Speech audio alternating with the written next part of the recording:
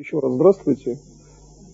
Тема сегодняшнего семинара, чтобы именно подчеркнуть тему, мое учение о воскрешении, коллективное воскрешение.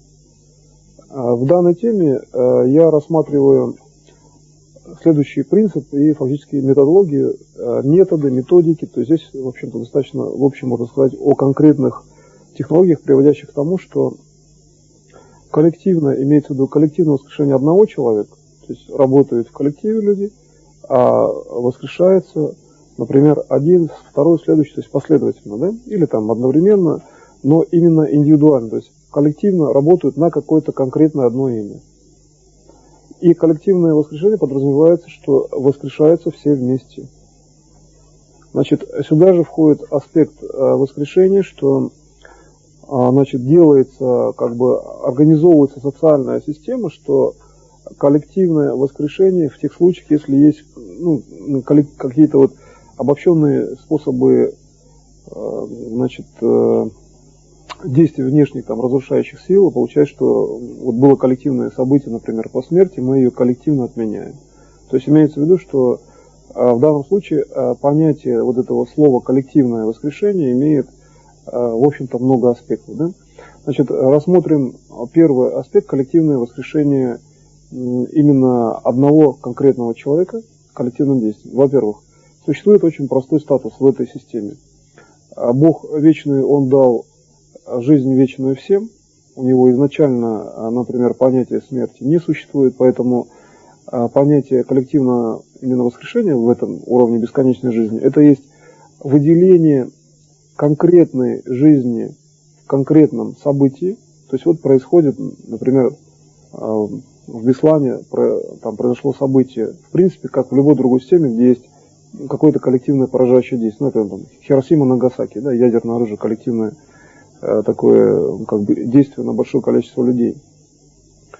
Нужно рассмотреть жизнь каждого конкретного человека, который находится в этом действии, и исключить технологически его поражение на фоне как бы обобщенной информации. Пока мы эту информацию не рассматриваем. То есть мы логически знаем, что было, например, какое-то проблемное действие, что много людей, например, там было уничтожено, да, например. Значит, мы рассматриваем просто в истории цивилизации даже, обобщаем ситуацию, не конкретно по отношению к какому-то событию. В этом событии мы выделяем одного человека и его фактически выводим в фазу нормы. Для этого достаточно найти одного любого человека, который первый попадается в системе управления. Как правило, каждый находит своего, да? Кем он занимается. Значит, вот вывод этого человека в норму на фоне известной технологии, да, это специальная задача. Значит, первый уровень — это при том, что вы этого человека рассматриваете, каждый может рассматривать своего человека. Кто работает со стороны, первый человек, которого вы видите в информации. И кто работает со своим человеком, все равно, когда он видит в информацию людей, обязательно работа с ними, индивидуальная работа. Поэтому здесь вводится цифровой ряд. Значит, цифровой ряд нормирования каждого отдельного человека в коллективном, как бы массово поражающем факторе следующий. 7, 3, 9, 8, 1, 9, 4, 1, 9. Значит, в данном случае необходимо рассмотреть вибрационный порядок числа, так называемый, когда число переходит в единицу. То есть числа работают так, что они выделяют один уровень управления и фактически ставят защиту этому лицу. Потому что если доказать, что один человек не погиб в этой ситуации, то получается, что мы приводим тогда к коллективному воскрешению. Потому что мы просто меняем реальность. Да? Самый такой простой, прямой путь. Мы взяли одного человека, спасли, то есть вывели из этой реальности, все живы. Все. Потому что это же как жесткая система связи, достаточно одно событие вывести из уровня управления, моментально восстанавливается система. Значит, поэтому это, в принципе, событие достаточно большой важности. Вот почему, кстати, воскрешение каждого отдельного человека – это колоссально важный момент, когда вот есть массовое поражение. И в связи с этим, получается, бывает, что достаточно одного воскрешенного объективизированного представить, моментально происходит массовое поражение. Практически, значит, массовое, где было поражение, массовое, вот эта вот ситуация массового поражения в информации как бы проматывается назад и входит фиксация нормы. Тогда, получается, возникает уровень вот этого, фактически, как массового воскрешения. И здесь нужно очень четко в этом параметре, да, очень четко вывести стратегию, задачу каждого отдельного человека. То есть то, что я говорю, должно быть четко как алгоритм. Например, встретились, ну даже вот на расстоянии, если даже, да, первый раз, уже четко фиксируйте по всем остальным. Сразу начинаете делать управление, где все остальные. Первый, да. Второй вариант, когда, ведь задача не встреча на расстоянии, задача человек приходит живой, обычный человек приходит живой домой, просто обычно, у него никаких отличий от живущего человека нет. Ну, там состояние здоровья другой вопрос, как правило, люди здоровы, значит, поэтому задача местонахождения других людей, значит, это специальная задача по определению их уровня событий в системе следующее. Есть Бог, есть там пространство, время, созданное Богом, есть какие-то элементы, ну, обычного, там, скажем, так скажем, здравого обычного смысла, что есть процесс нормы. То есть, что такое? Он нужно где-то поесть, иметь какую-то там одежду. То есть, самое элементарное действие. Он идет мимо киоска, где он купит спички себе, да? Например, там, если он курит. Ну, как курить, конечно, вредно, мы против этого, я думаю, тоже надо пропаганду вести, но человек свободен. Ну, ему что-то нужно, да? Значит, вот здесь вот ситуация, каждая деталь важна. Сколько спичек, сколько спичных коробков сейчас в продаже в магазине, где он будет проходить, что есть в этом магазине, в этом ларьке и так далее. То есть проследить весь ход событий буквально мгновенным охватом одного импульса управления. Сейчас вот я расскажу о том, как этот импульс выглядит. То есть задача совершенно для всех понятна. Нам нужно им обеспечить тонкую, точную структуру событий всем. И это нужно сделать в одном импульсе. В одном импульсе нужно сразу понимать и сделать. Да? Значит, импульс должен содержать как действия, содержащие будущее этих людей, еще причем даже до начала импульса получается, да? Так и действия, которые практически, ну, как бы формируют события. Чтобы увидеть будущее людей, мы должны что сделать? Выйти в тот уровень, где они в прошлом здоровы, живы. Там же информация о них есть. То есть, и они там живы, здоровы, нет проблем. Мы просто протягиваем управление в структуру детализации. Что было бы, если бы они просто бы спокойно, ну, развивались, жили. То есть мы моментально формируем, как бы вводим, управляющий импульс должен быть таким. Мы вводим структуру неразрывности жизни в этой точке. Ввели их следующее развитие, потому что, ну, кто знает, может быть, человек просто уехал, и он вообще жив. Это тоже, кстати, кроме там конкретных случаев, не всегда там известно, да, например, там, ну, в Хиросиме там были такие процессы, совсем было непонятно там, кто из людей и так далее. Поэтому здесь получается, что мы говорим вообще о ситуации, что такое возможно. То есть мы на фактологии возможности, то есть нам же хоть что-то иметь, да, факт в реальности, протягиваем, что со всеми тоже. Потом это становится обычным. Потом это становится именно обычным, потому что есть следующий аспект воскрешения. Значит, если продумать ситуацию, как вообще организовывается физическое тело, что из себя вообще представляет физическое тело, почему физическое тело там ходит, двигается, там Бог единый, Он создал структуру физического тела, но Он же как-то его организовывает, то есть Он постоянно организовывает тело. Тело – это проявленная часть материи. То есть как бы ничего необычного с точки зрения тела и клеточного состава в нем нет. Главное – это структура души и жизни человека. То есть получается, что душа человека как бы задвинута в структуру непроявления, да? Что есть вообще фактор именно биологической, так называемой смерти, что существует коллективное сознание, что есть биологическое разложение. Получается, что взяли и в неправильной части эти люди вывелись, души их есть, а они никак не могут выйти, проявить в физическом теле.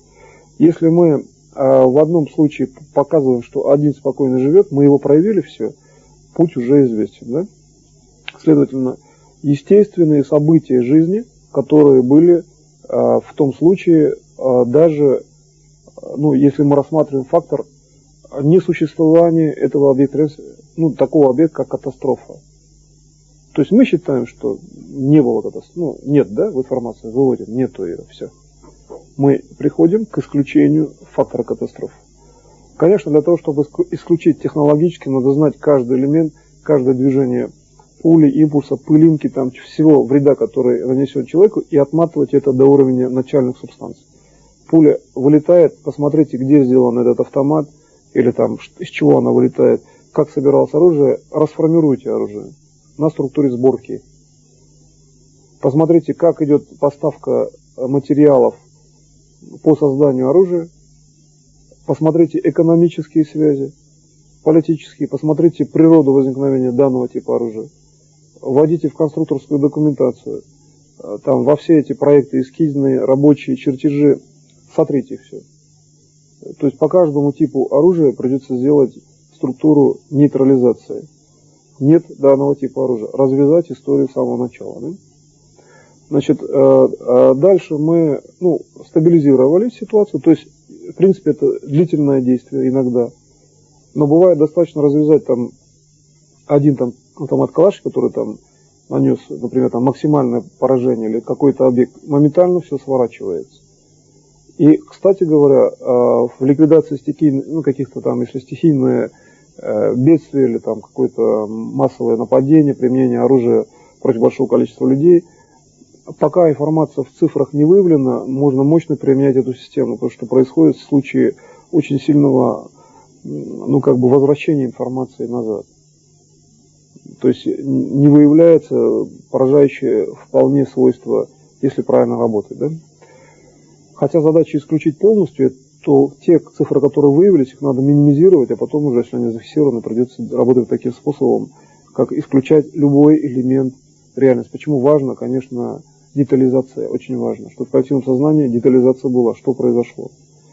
Значит, и исходя из этого мы провели управление, то есть получается мы волевым усилием исключаем фактор катастрофы как таковой. Значит, дальше мы смотрим, хорошо, вот он, человек, естественно, жил, где тогда он находится, какие его привычки, что он должен был делать. Первый элемент – родственные связи. Зафиксируйте все элементы, которые связаны с родственниками, куда они ездили, где они могут быть сейчас. Вводите в психологию состояния родственника. Например, приходит к нему там человек, воскрешенный, да, для родственника, он же может не исключать фактор событий, если он не знает этой технологии, или там друг. Что делает его друг тогда? Что делает человек, который его знает? При условии, что тот его просит не говорить, да, воскрешенный. Например, специфика поведения. Усиливайте эти черты поведения у этих людей. Как тогда они себя ведут? Например, вы идете по улице, вдруг соседка ни с того ни с сего с вами не разговаривает. Странно. При таком хорошем отношении она не разговаривает. Почему? То есть вы внутренне понимаете, что она хорошо вас знает, у вас не может быть проблем никаких . Почему? Значит, усиливаете структуру, что пришел воскрешенный, просит не говорить. Таких, кстати, случаев много. Вот, например, в Болгарии было, например. То есть меняются люди вокруг, те не понимают почему, думают, что какой-то конфликт назревает. Или непонятно вообще, что происходит. Значит, вам надо усиливать, там, например, попытается обойтись. Хорошо, значит, у нее воскрешенный, это хорошо. Пусть лучше она сама расскажет. То есть, мы же практики в обычной жизни живем, да? Нам нужно, не совсем, видимо, так уж все там, скажем, сразу, но именно так начинает проявляться фактор коллективного воскрешения. Первые элементы в коллективном воскрешении – приход людей по, людям знакомым. Потому что здесь есть такой элемент, собственно говоря, следующий в позиции управления. Кто занимается активным воскрешением, к тем придет человек, конечно, сразу, да? Но есть же люди, которые активно не занимаются, а коллективное воскрешение все равно же должно состояться. Значит, человек воскрешенный должен прийти куда? Сначала в то место, где больше вероятность, что его примут. Друзья, знакомые, отдаленные родственники. То есть, вот перед ним есть там, например, 10 человек, да, или какое-то количество друзей. Он аналитически думает, вот куда ему прийти. И приходит сначала в то место, где его, ну, как бы максимально встречают при его условиях. То есть там не переспрашивают, почему у него такая одежда, там типа 50-х годов и так далее. Почему? То есть, его принимают, говорят, да, воскрешение, хорошо, понятно, знали о факте смерти. Теперь воскрешение читали, Библию все знают, многие читали книги, например, там мои про воскрешение, там другие книги, знают, что это процесс естественно. Потом начинается вот это вот действие души и все. Кстати, лично я, например, вот в практике, когда говорил о воскрешении, я не встретил, что человек с чем-то не согласен. Вот, как правило, люди в личном разговоре всегда соглашались. То есть я вот знаю тоже и много таких факторов, что как бы каких-то радикальных, что ли, противоречий у человека все равно как бы даже не может быть. Потому что это сама база жизни. И сказать, что есть отторжение к воскрешению, это точно такого вот в душе не происходит. То есть так сказать нельзя. Значит, получается, больше человек думает, как о нем подумают, что о нем скажут. И как бы некоторые думают, что будет потом.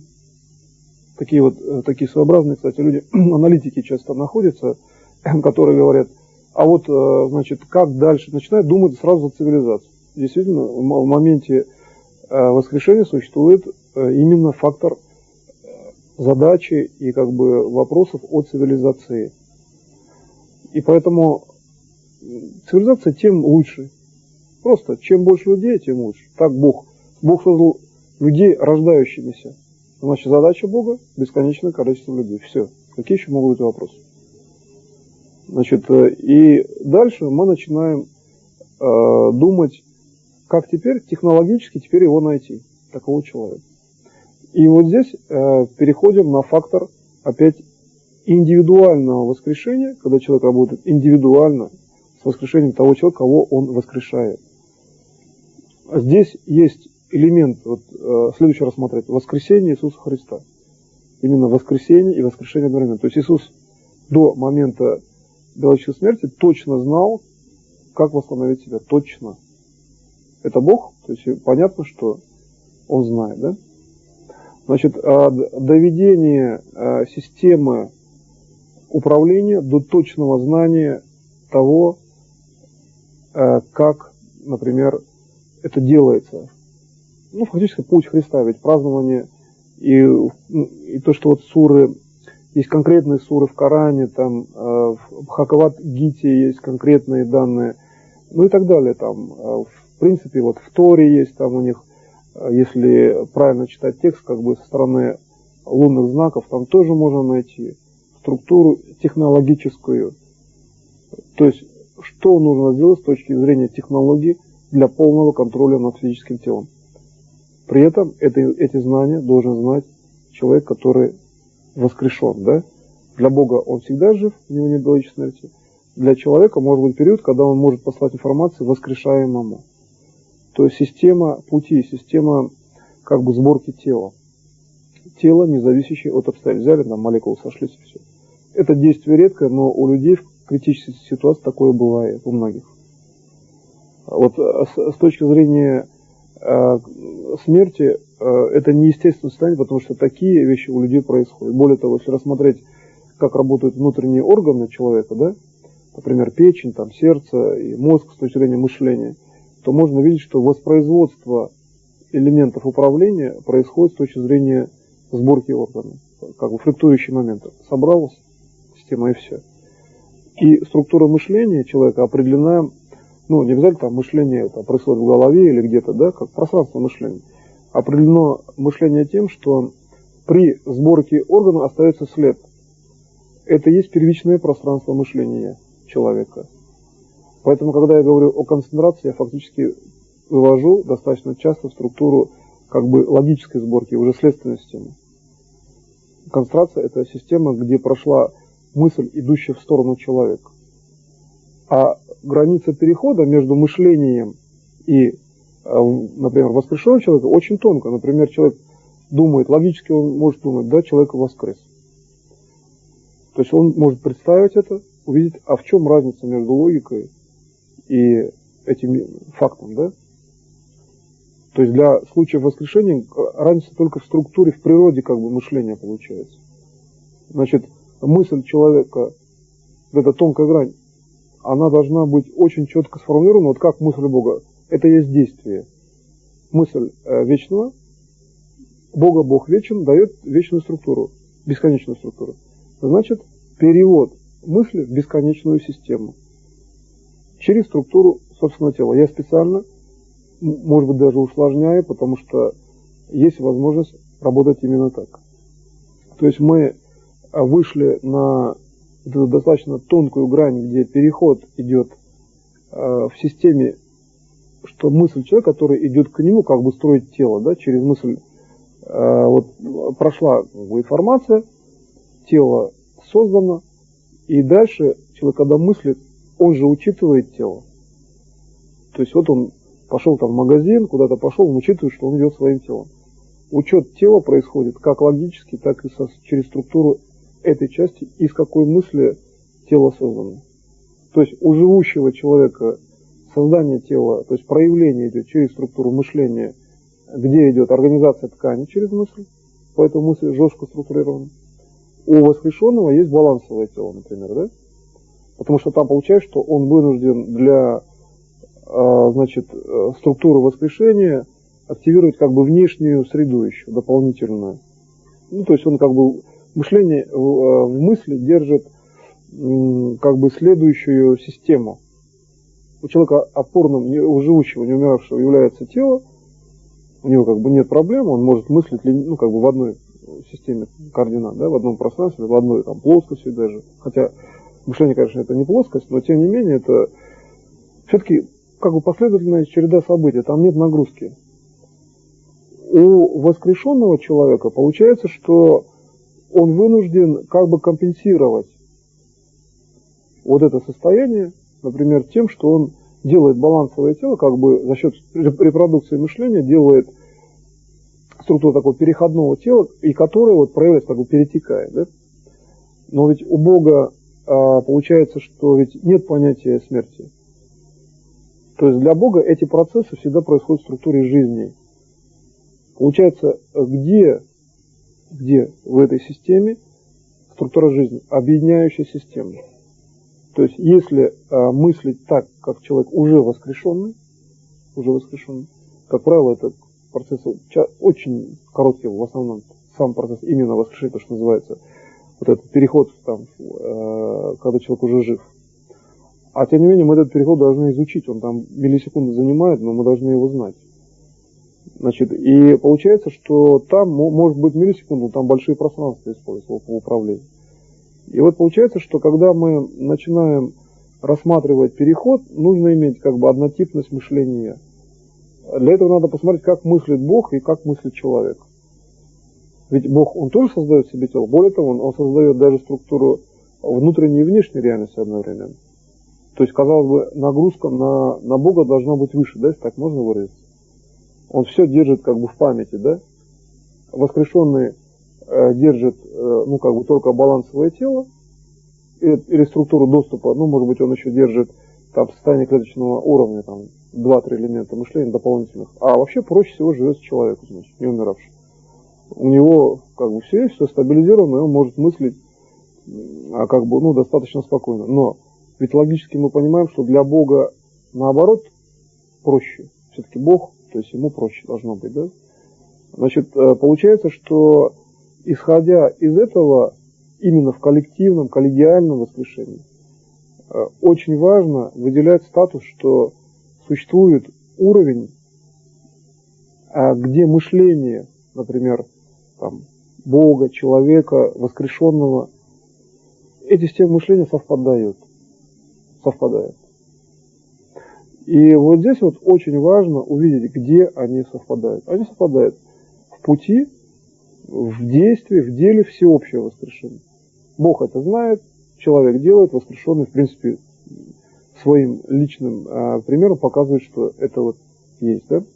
Поэтому движение именно воскрешенного, ну как бы информационное, что ли, движение, да, может, или там политическое какое-то вот такое, обобщающее, может быть, да, или там общественно значимое, там, когда вот возникает элемент, ну что ли, действия на общество, там, этого там факта, например, да, они же все воскрешенные понимают вот этот статус еще реальность.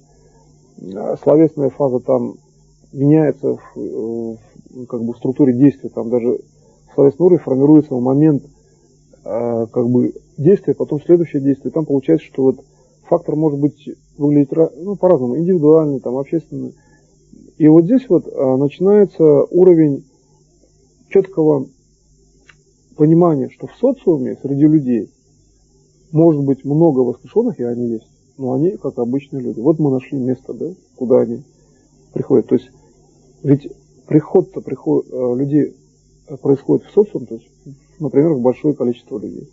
Даже вот есть один путник и второй, если один смотрит на другого, то кто из них знает, кто есть кто, да, например, воскрешенный ли этот человек, или там живущий, не умиравший. Это хорошо, там технологии, там, по моему учению, они могут видеть. И то сейчас воскрешенный настолько уже адаптировано, потому что вот свет всеобщего воскрешения настолько силен, что линия практически она уже неразрывна. То есть воскрешенные сейчас не отличаются от живущего при обычном просмотре абсолютно никаких отличий. Буквально там несколько месяцев назад еще была линия видна, уже нет. И, значит, получается, что в структуре управления возникает ситуация, что даже когда один человек встречает другого, и то нельзя заведомо сказать, который встретился, он просто не умиравший, там, живущий, или он там воскрешенный, там просто, видимо, тоже это считается, как я говорю, самое главное, не дать человеку умереть. И вот здесь вот начинается следующий статус. Не дать умереть, то есть вы, значит, жизнь делаете такой, чтобы она была пролонгирована как бы навсегда. И вот обратите внимание, что при встрече людей именно то, что вот это навсегда, это основной фактор, что дает человеку в условиях жестких совершенно систем, ну, каких-то вот там, связанных с биологической смертью, войн различных, да, и так далее, сохранять статус спокойствия. Встреча человека нужна навсегда, вот встретились две личности, значит, они в этот момент получили информацию, это навсегда, никто уже этого у них не отнимет. И вот этот фактор управления навсегда, это есть однотипность мышления, переведенная во встречу с воскрешенным уже. То есть задачи, где есть действие одновременно Бога, да, одновременный уровень мышления, переход от Бога через действие человека, например, к воскрешенному. Воскрешенный приходит к человеку живым и невредимым. Значит, здесь как раз-таки прямое действие, когда человек видит другого человека. Все. Надо четко зафиксировать этот момент, что никаких других элементов, кроме того, как видеть навсегда, то есть вот увидели и все, до бесконечности, здесь не входит. То есть самый, в принципе, вообще простейший элемент, но очень мощный элемент для встречи с точки зрения коллегиального, коллективного воскрешения. Все-таки тема у нас, кстати, конкретная, коллективное воскрешение. Это значит, возможно, те, кто, ну, там, погибшие, когда там какая-то группа лиц. Если мы хотим эту тему перевести, когда там погибший, например, один человек, я специально такую ввожу в фразу, потому что естественной смерти нет такого понятия, да, с точки зрения моего закона о запрете смерти, то получается, хотя это закон, в принципе, каждого человека, то здесь, чтобы применить технологию коллегиального воскрешения, нужно, чтобы от коллективного воскрешения, значит, была связка, то есть единично воскрешенный, нужно перевести оптику на коллегиальную фазу жизни уже этих людей. Даже не фактологии, конечно, когда там событие произошло, а уже жизни этих людей. То есть перевод даже единичного случая воскрешения, там, вообще любого другого. Например, мы захотели эту технологию использовать для воскрешения там, одного человека конкретного, который вообще никак с коллективом там не был связан, да? И индивидуальная проблема у него была. Тогда мы должны увидеть, рассмотреть жизнь этих людей и соединить прямой линии. То есть опять исключение фактора отрицательного события. Вот. И таким образом мы начинаем видеть, что для того, чтобы воскрешение было понятно всем, то есть совершенно всем, там, недругам, там, друзьям, вообще абсолютно всем, потому что тогда проще контактировать.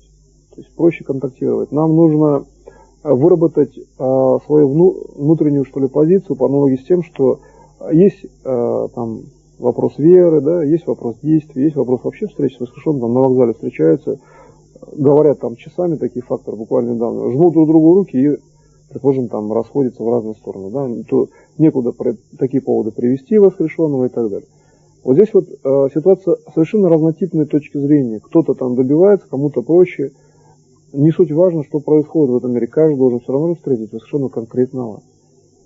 И чтобы значит, не происходило, чтобы кто не хотел, или там наоборот там идут массовые воскрешения, а вот ведь мы же говорим о том, что если хотя бы один не встретил воскрешенного, то система не состоялась, получается. Могут все люди планеты встретить воскрешенного, если один не добился, тогда о чем речь? Мы не решили задачу. Конечно, мы хорошо сделали людям, да? Но в целом мы для цивилизации, вообще говоря, в корне вопрос не решили, потому что мы можем решить вопрос, когда любой другой человек будет воскрешен по его личной воле, там, за счет там, технологий собственных, да, его может воскресить любой другой, то есть некое такое содружество, когда вообще никто, просто смерти нет. Мы ее исключили, потому что, во-первых, мы доказывали, любого воскресили, все, какое там оружие может быть. Тогда мы гарантированы, что в бесконечном развитии цивилизации у нас проблем нет, какие бы там спутники не болтались, как кометы не пролетали, нам проблем нет, мы можем себя собрать. И вот когда именно об этом идет речь, а преуменьшать не надо, мы же в принципе занимаемся вот по большому счету вообще там по существу тем же процессом. Что мы должны дать технологии, которые человека выводят до нормы. Просто когда нет никаких поражающих факторов следующих, это проще, он там, человек спокойно воскрес и пришел, например, да, был воскрешен. Но представьте, там бесконечное количество развития времени, что там ждет вообще человек. Мы должны сначала очень четко доказать, что мы все восстанавливаем. Это системная задача. И вот переход вот этого уровня того, что мы это можем делать, и не потому, что нам нужно это бесконечное время, там, у каждого свои задачи, и просто иначе технология не отрабатывает. Нам надо понимать, что мы делаем, в каком мире мы находимся. Вот Бог видит перед собой путь, Он же все делает сам. Вот у Бога, например, спросить, что там, например, можно на кого что-то переложить. Переложить нельзя, можно только научить, когда другой человек делает самостоятельно и делает это по личному выбору. Все. То есть он делает так же, как делает Бог, да? То же самое, работу, там, берет на себя ответственность. А все равно там заставить никого нельзя. Можно там, скажем, дать по ряду причин, если что-то человек делает из-за того, что есть некое там давление, все равно это временно. Человек может спасти мир, держать на себе практически весь мир, если он это делает свободно. Бога же никто не заставлял. И мы тогда приходим к позиции, к пониманию вообще, вот Бога никто не заставлял, да? В чем была его идея создания мира вообще, такой реальности? Первый элемент. Люди должны быть счастливы, жить вечно. То есть, получается, Бог сначала все-таки формулировал для себя задачи. Значит, получается, что Он хотел счастливую жизнь, Он хотел видеть счастливую жизнь, Он сделал подобных, да, себе людей, а в данном случае Он должен все-таки видеть их счастливую жизнь, как Он ее видит, свою, например, да. То есть, получается, счастье жизни при прямом уровне контакта с Богом, то при прямом посыле Бога, это следующий уровень уже в коллегиальном воскрешении. Значит, такой человек выводится в центр событий, в центр всех событий, которые существуют, или все люди, значит, и смотрится, а вообще где Бог дает счастье этому человеку? Где? То есть, где этот канал? То есть вот от Бога идет счастье, там, всеобщее счастье, его личное, давайте его найдем. Почему? Что человек про него забывает, что он сходит с него. Вот с этого пути. Один уровень, есть уровень, как я сказал, жертвенности. Дети Беслана просто взяли, увидели глобальный катастрофу, взяли на себя ответственность предупредить. Но они знали, что они будут воскрешены просто. Это очень просветленные дети, ведь там в прогностике многие говорили, что школа горит. Вот, ну, сейчас много публикаций на эту тему идет. То есть получается, что прогностическая база была, вот, например, там не было запрета смерти. Да? Вот сейчас я ввожу запрет смерти, тогда проще уже ввел, так скажем. Сейчас проще было бы, конечно, знать, но все определяется количеством знаний.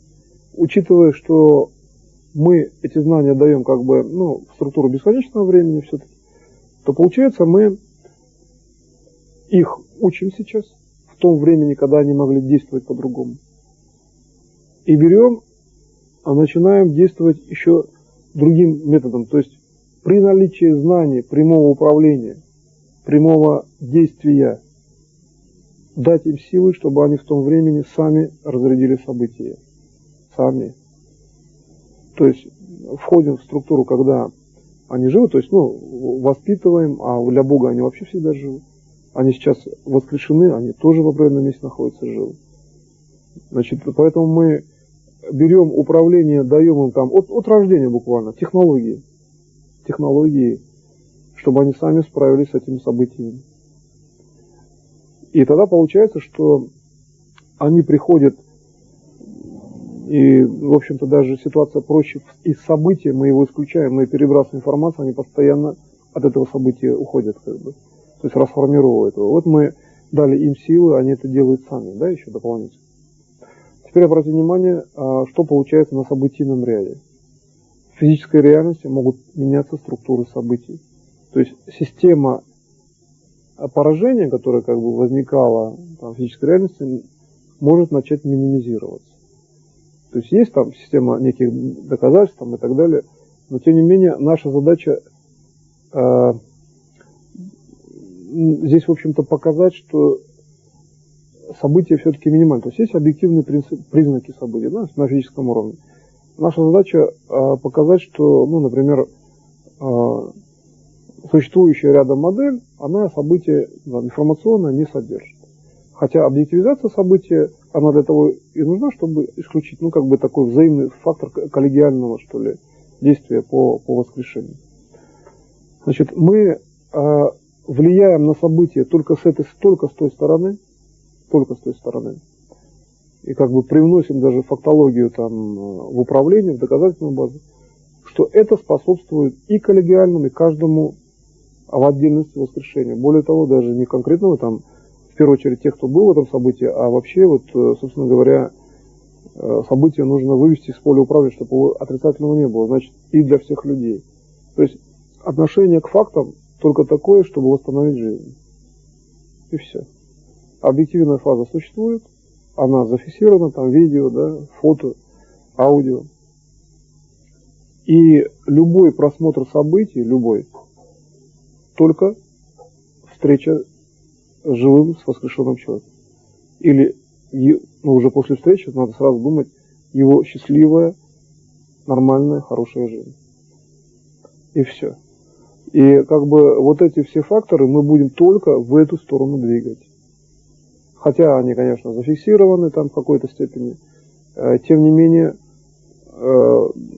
нахождение в этой структуре только этой структуры жизни, да? То есть, в принципе, мы как бы ищем свою саму жизнь и развиваем. Таким образом, именно коллегиальная система, как делает Бог, он же, например, вот представьте множество событий, да, впереди у каждого человека.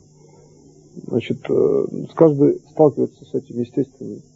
Но вот у Бога же не слипаются как бы какие-то отрицательные слова. Ну, была какая когда-то война, там, но это же для него вообще все едино. Но у него же отрицательные события не слипаются. То есть у него есть четкая структура градации. Если задуматься, как он делает эту градацию? Почему во время Великой Отечественной войны там люди не погибали там многие, находящиеся там в огне, в сложных ситуациях, или приходили там похоронки, оказалось, что человек жив, потом, хотя видели, что он там был уничтожен, со свидетелями даже. Таких, в принципе, во время Великой Отечественной войны случаев тоже много было, достаточно.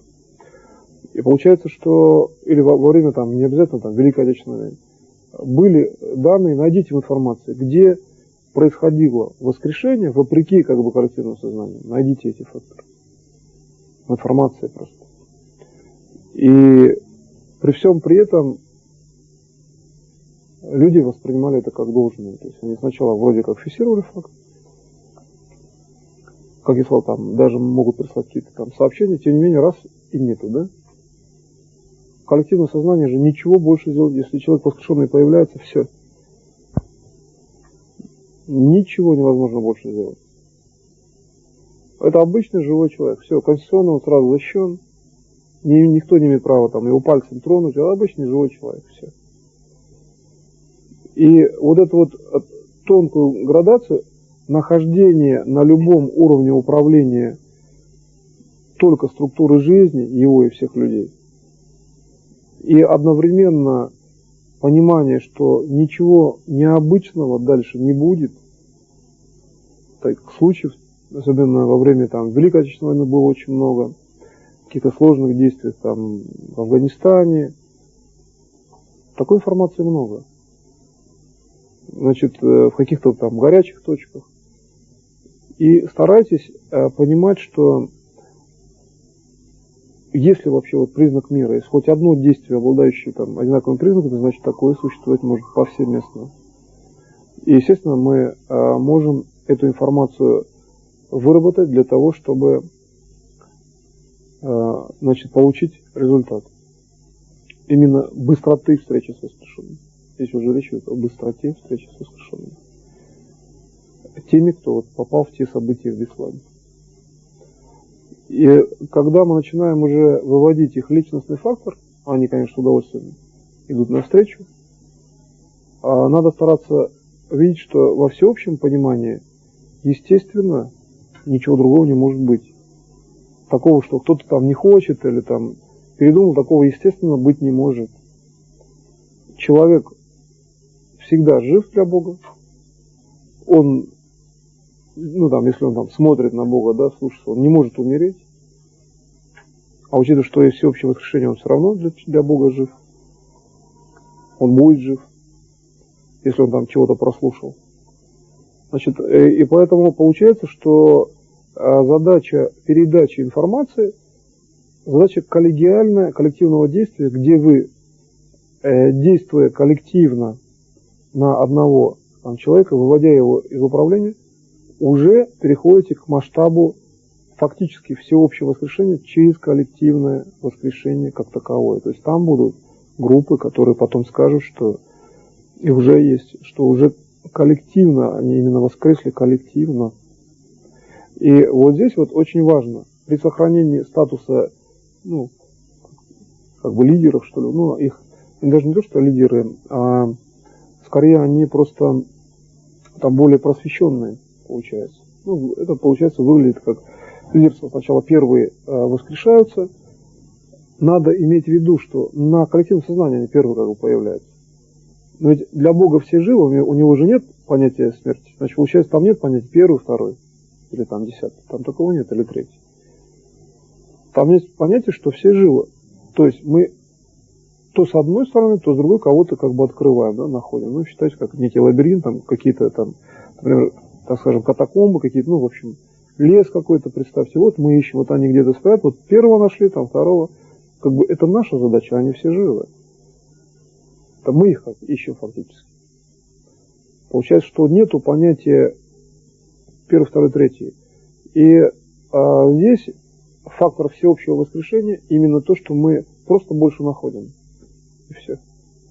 То есть мы, ну, выявили это событие, скажем, в управлении, ну, оно, так скажем, зафиксировано, так получилось, да?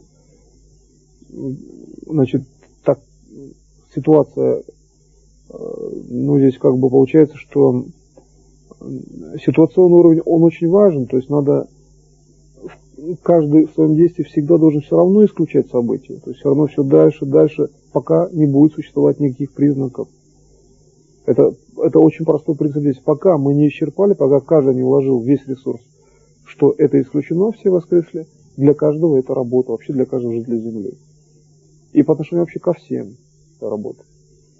Значит, и вот здесь получается, что мы нашли, значит, а мы разобрали, что все-таки, особенно, например, Беслан — это поражающий фактор, близкий, некий такой цинизм, что здесь уже до ядерного оружия вообще нет проблем. Как бы человек, жизнь другого становится совершенно, получается, обесцененной, значит, ценность жизни, неуничтожимая жизнь. Значит, нахождение коллективного уровня — это максимальная ценность жизни. Что мы, как сверхценность, бесценность. Понятия нет цены. Это бесценный элемент, это, так скажем, жизнь, она и жизнь, она нетленна, неуничтожима, это живой, всегда живой человек. Все, вот все, что есть в реальном мире, да? И мы начинаем по этим, как бы, лабиринтам, условно говоря, на самом деле часто это открытая площадка.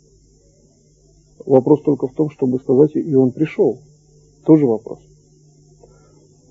Есть кто активно приходит, кто-то хочет, отдохнуть, там по-разному, чисто человеческие критерии начинают работать.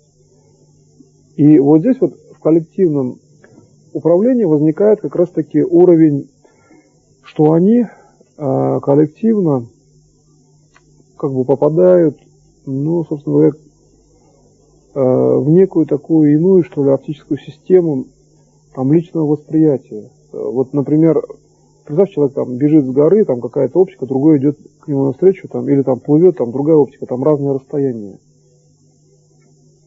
Постарайтесь понять, как на расстоянии они воспринимают путь. Например, даже одному и тому же человеку задать вопрос, который часто в местности ездил, какое расстояние там отсюда до сюда, примерно. Могут говорить разные, там даже в разное время, разное расстояние, а если вообще, чем длиннее путь, тем больше варьируется точность логического осмысления расстояния. А ведь мы работаем логикой, а здесь получается в коллективном сознании что делает коллективное сознание, которое не знает, да, про технологию воскрешения? Оно просто берет и пытается вывести на бесконечность по расстоянию. Ведь фактически это, в общем-то, как форма расстояния полы. В прошлое, да, например. И тогда получается, что у них в коллективном сознании он начинает искать в мышлении человека, который воскрешает, где он находится, а координаты не выровнены. Вот простая задача. Идут два человека, которые друг друга знают, там, живые, не умиравшие. Если перед одним поставить задачу встретить другого, не пользуясь там средствами связи. Ведь мир устроен так, что человек приходит на Землю, там рождается, здесь ничего не имеет значения, ни телефон, там, ни радио, ничего. Происходит естественный порядок встреч. Да? И вот восстановить этот порядок – это взор к Богу.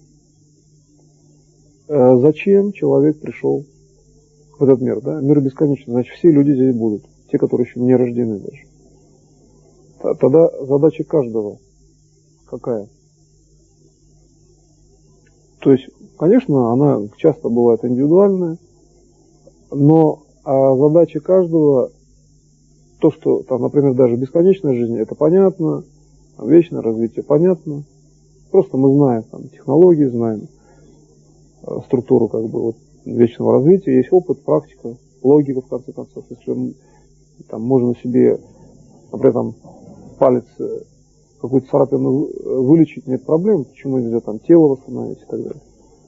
Логическая версия. Но вот именно что дается человеку, да, по существу там бесконечного развития.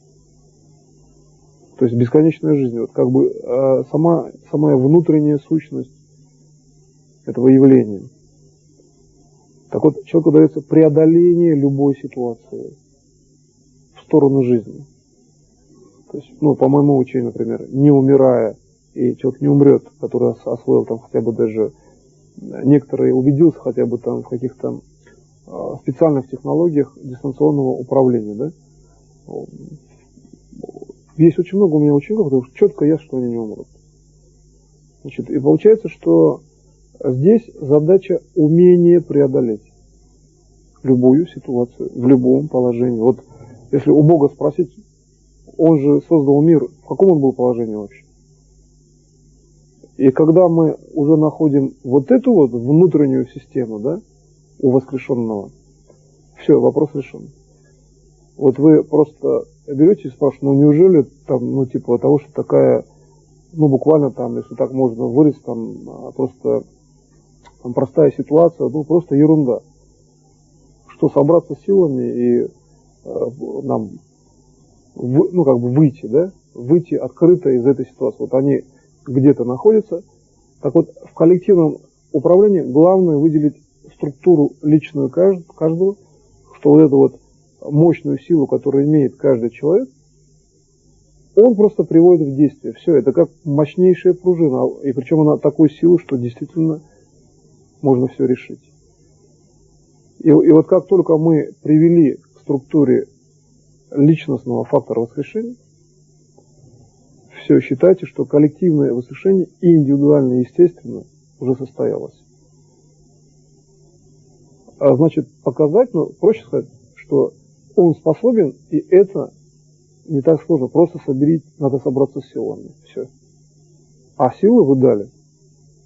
Значит, и поэтому это как бы, ну, такой, ну, собственно говоря, как бы внутренний разговор, да? Значит, это же не сложно. Чуть-чуть подтолкнуть, как бы внутренне напрячься, и все. Чуть-чуть.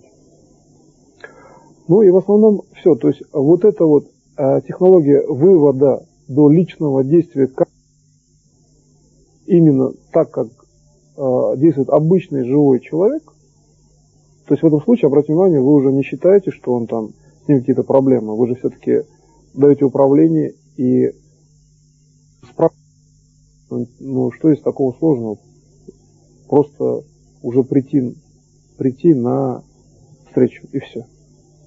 И этого, в принципе, достаточно, чтобы получить четкую, полноценную встречу, когда уже все просто живой воскрешенный, обычный человек, который живет в доме, никуда он не девается.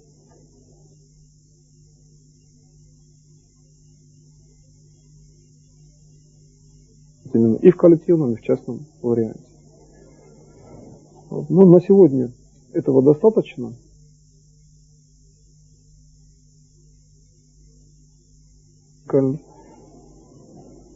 И при проработке этой технологии обязательно посмотрите, как приводится, ну, к такому действительно осознанию личности, что он действительно способен.